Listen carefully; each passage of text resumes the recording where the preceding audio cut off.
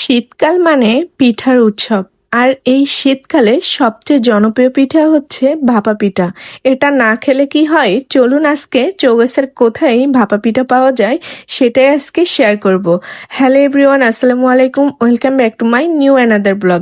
এখন চলে যাচ্ছি ভাপা পিঠা খেতে। বাইরে অনেকদিন পর বের হয়েছে আর দেখলাম চারিদিকটা কুয়াশায় ভরে আছে, ভালোই লাগছিল এমন ওয়েদারে বাইরে বের হয়ে। আর এখানে চাচার কাছ থেকে আমরা ভাপা পিঠা কিনে নিলাম। আর ভাপা পিঠা হচ্ছে এক এক পিস ভাপা পিঠা হচ্ছে 10 টাকা করে। চাচাকে বললাম, চাচা আপনি আরো গরম গরম করে সুন্দর করে রেডি করে দেন, আমরা হচ্ছে এটার ভিডিও ক্লিপ নিব। আর তিনিও খুব সুন্দর করে একে একে ভাপা পিঠা তৈরি করছে। আর আপনারা কে কে হচ্ছে ভাপা পিঠা পছন্দ করেন সেটা অবশ্যই কমেন্ট করবেন।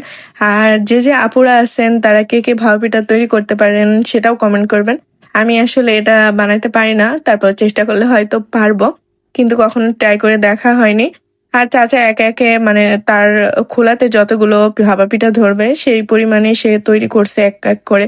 দেখতে কিন্তু মাশাআল্লাহ অনেক সুন্দর লাগে। চাচাকে জিজ্ঞাসা করলাম যে আপনি প্রতিদিন কত করে পিঠা তৈরি করেন? বলছে যে মা, এখানে আমি অনেক পিঠা তৈরি করি। তাকে জিজ্ঞাসা করলাম সারাদিন আপনার কত সেল হয়? বলছে মোটামুটি আলহামদুলিল্লাহ অনেক বেশি সেল হয়। আর আজকে মনে হচ্ছে যে একটু বেশি সেল হচ্ছে, কারণ চারিদিকের ওয়েদারটা একদম পুরাই ঠান্ডা ঠান্ডা ওয়েদার। আর এমন ঠান্ডা ওয়েদারে গরম গরম ভাপা পিঠে খেতে কিন্তু বেশ মজা লাগবে। প্রতিটা মানুষের কাছেই হয়তো ভালো লাগে, আর কার কার কাছে ভালো লাগে না তারাও কমেন্ট করবেন। আমার তো বেশ অনেক মজা লাগে খাইতে। একটু রাতেই বার হয়েছিলাম, যার কারণে দেখলাম আশেপাশের দোকানপাটগুলো কিছু বন্ধ হয়ে গেছে।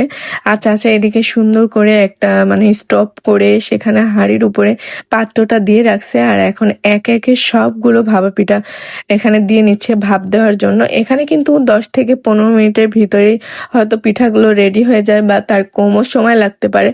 চাচার সবচেয়ে বেশি যে জিনিসটা ভাল লাগছে সেটা হচ্ছে এই পিঠার ভিতরে তিনি হচ্ছে অনেকটা নারকেল আর অনেকটা পরিমাণ গুড় দিয়েছে। আর এই পিঠায় কিন্তু নারকেল আর গুড় না দিলে একদমই ভালো লাগে না।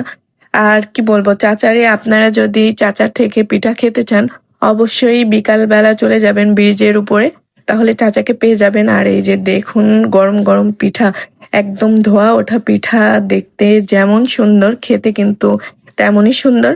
তো এই ছিল আজকের ভিডিও। দেখাবেন নেক্সট কোনো ভিডিওতে। সে পর্যন্ত সবাই সুস্থ থাকবেন, ভালো থাকবেন, আল্লাহ হাফেজ।